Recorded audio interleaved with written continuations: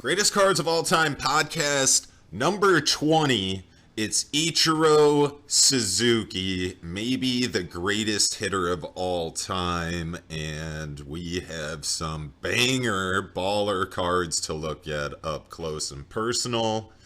Ichiro, just a fantastic bat coming from Japan. Of course, they are just, I think, taught at a young age to have terrific baseball mechanics and fundamentals, and he really put his heart and soul into it and became one of the greatest hitters of all time, if not the best hitter of all time.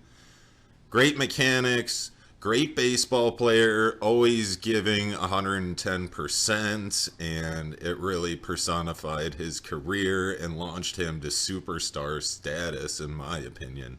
Great baseball player.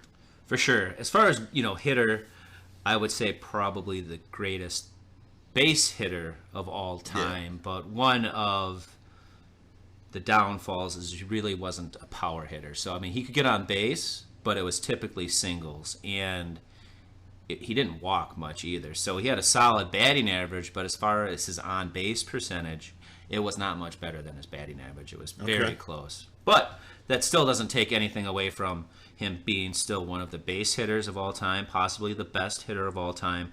On top of that, he was a stud of a defender. He was a 10-time Gold Glove winner. So not only was he a great hitter, and he hit for average, he was also a great defender.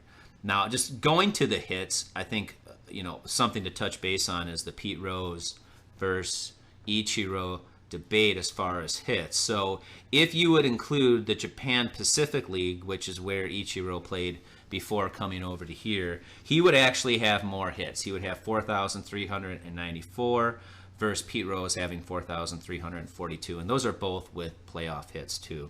So the other debate or thing that people would probably talk about is, what if he played in Major League Baseball all time, the entire time? It's better competition. They're going to say, would he still have the hit record if it was all MLB? And I think he probably would. And just to break that down, terrific players in the Pacific League. It's no joke. Shohei Ohtani played over there too, I believe, and there's tremendous pitching over there. He dominated over there, but he also dominated over in MLB too. So it wasn't really that much of a difference. So just a real quick breakdown between, I'm not going to go into all the things that he accomplished in Japan because he did dominate over there. But his first 7 full years, his average was 352, and he had 177 hits per season on average. His nine years in MLB, his average was 333 with 225 hits, and that's because they played more games. But again, he would have had more hits if he would have played those 7 years in MLB than he did in Japan. So I don't think there's a doubt that he actually would have more hits if he would have played the entire time.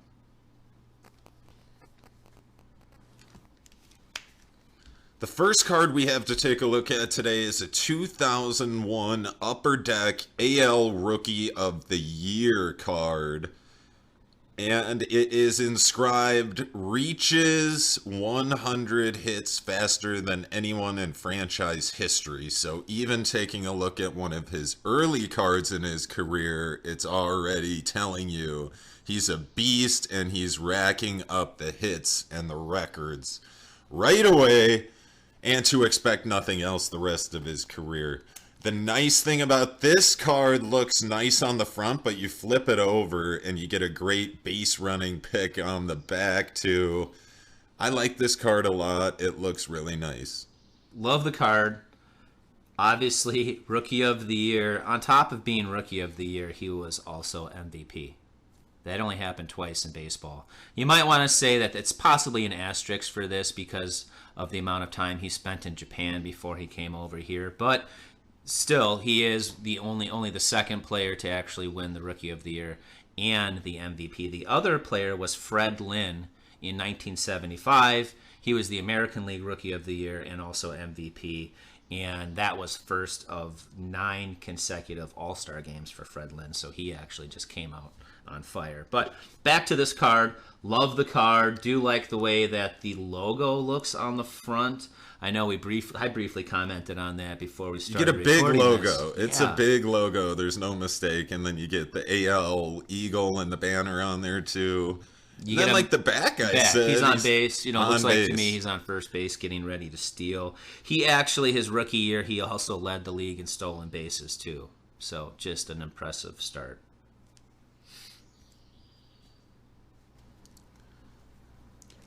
The next Ichiro Suzuki card here is a 2001 Upper Deck Salute to Ichiro, card number 44. Check out the sunglasses and the goatee on the back of this card right away. And I don't know, it just makes me smile. It's kind of funny. Got some corny sunglasses and a little Ichiro goatee that he was sporting. Well, he had a little beard going on too. There's a little bit of a beard there also. Yeah, those glasses though are totally from that style, just real small. Yeah. Not like that anymore. And it's got a little gray etched background or something with some light blue Seattle Mariners holograms on it. Kind of cool looking card. Really showcases Ichiro in a nice light too. So how about the back too? A breakdown of just how consistent he was in his batting average before the All-Star break, batting average after the All-Star break, talking about how many stolen bases. He led the league his rookie year with an average of 350. Yeah, he came out of the gates like a seasoned professional, of course. Plenty of background in baseball. Real timeless legend here. I like the Mariners across his chest, too, with that uniform. Really just a classic uniform from the time he was playing with them. Two of the same card to take a look at here. They are 2001 Topps Own the Game inserts. Awesome hollow pattern on the front. This is card number OG12 in that insert set, the Own the Game. Number 12 in the set. AL hits leader stats on the back of this card with Ichiro on top with 242. And then the other similar card is the OG 14 with run leaders on the back of the card. So these Own the Game inserts do look very similar. They do have some different stats on the back. So kind of a really cool insert series here in 2001 Topps. I love that hollow pattern on the back is what I say. That's what really stands out to me. Right. With these cards. Beautiful, beautiful. They shine and sparkle. Right, the hollow pattern in the background, you're saying? In the background, yeah, that's what I'm talking about. That looks really sharp. Just having the circular patterns or whatever it is going on back there, but it does look great. In the light box, it just really pops. I love the way that looks. Cool stats on the back. Not surprising. He's leading with hits, 242. Near the top in runs because he's on base all the time. OG, I actually wish it would be OTG instead of, OTG 12. Yeah. I think that would have a little cooler sound or look or what have you. But these are some of my favorite inserts for Ichiro. It's cool. I don't know, are these really rookie cards or is this, I don't know if you can really say that. Call them what you want. I think they're kind of tweeners like a lot of the cards we're looking at today. But those Own the Game inserts, look how shiny and sparkly they are. I love that it shows Ichiro's batting stance too. You have the back leg planted and the front leg lifting up, ready to transition his weight so he can whip his bat through like he always does. And I like those uniforms too. The color of those Seattle Mariners uniforms that Ichiro is sporting there really looks good on that bright and shiny background. And then you have really bright colors. Own the Game in green, and then Ichiro outlined in the purple banner. And then you have the Own the Game backside of these inserts. And it gives you a nice list of leaders. Yeah. And of course, he's near the top. Well, and what's cool about that, too, is you can then see, what other players around that time or at that time are also, some of the top. And, you can compare A-Rod's the two, on and he's there, right up there right, instantly. Derek Jeter's on there on some of the lists, so that's kind of cool to see. Pretty cool card we're going to dive into right now. This is 2001 Upper Deck Vintage, showcasing the 2001 Vintage Rookies, the Seattle Mariners from that year specifically, and featuring the Ichiro floating head. Look at the floating head with the red background there.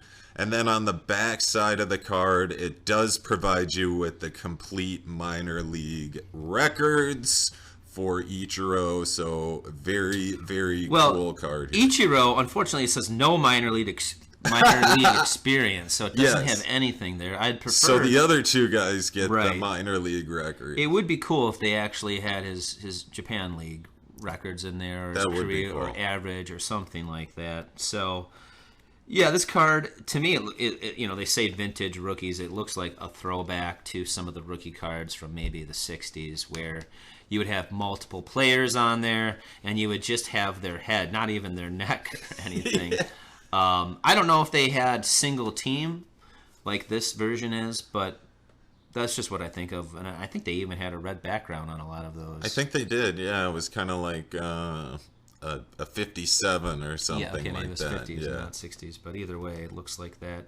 The card itself, other than that, is just okay. I like that it's kind of a throwback. Not kind of, it is a throwback, and I think that's pretty cool too. So. And Ichiro's got his batting helmet on in there too to make his head look even more like a floating bowling ball. Well, you got one of the guys a pitcher, so you probably, you don't need to have him up there with that, but yeah. It's an okay card. I'm glad I got a couple of them. This is a 2001 Upper Deck Collectibles tribute to Ichiro, number 13 in the set of tribute to Ichiro cards that year. This is graded a BCCG, a Beckett if you will, 10, and includes a game-used rookie bat relic, which is very cool, and it frames this card up really nice in that Beckett slab. The tribute to number 51 Ichiro Upper Deck Collectibles. Cool card. You get a full body picture, head to toe, of Ichiro on the base pads. And on the back side of the card, he's looking over his shoulder, maybe looking at the ump to see if he's safe at second after stealing a base or something. That's kind of how it looks framed up to me.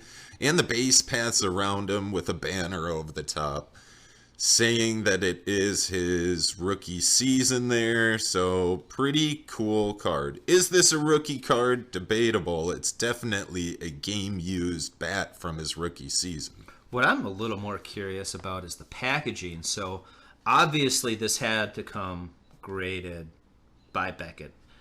They're not going to give you a card with some loose square of a piece of wood. Right. So just glued onto it or something. So this had to come graded. I wonder if this was in a box or something. You would buy a box, and who knows, you would get various different...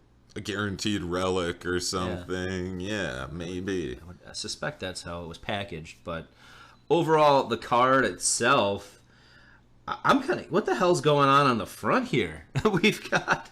is that a Dodger or a Giant on the ground there? A Giant on the ground, maybe a second baseman, What's going on with this other guy here, too? I'm just...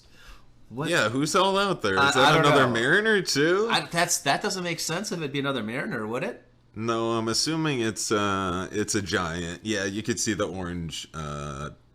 number on the... pinstripe going down his pants there. I'm still confused, and he's looking the other direction. Okay, the second baseman is over there, kind of making a leaping toss over to third, maybe, and this is the third baseman for the Giants here, and Ichiro's just standing here as both of those guys are figuring out what to do defensively on the base paths, and Ichiro's just waiting to be called safe, asking the ump for time there, I think.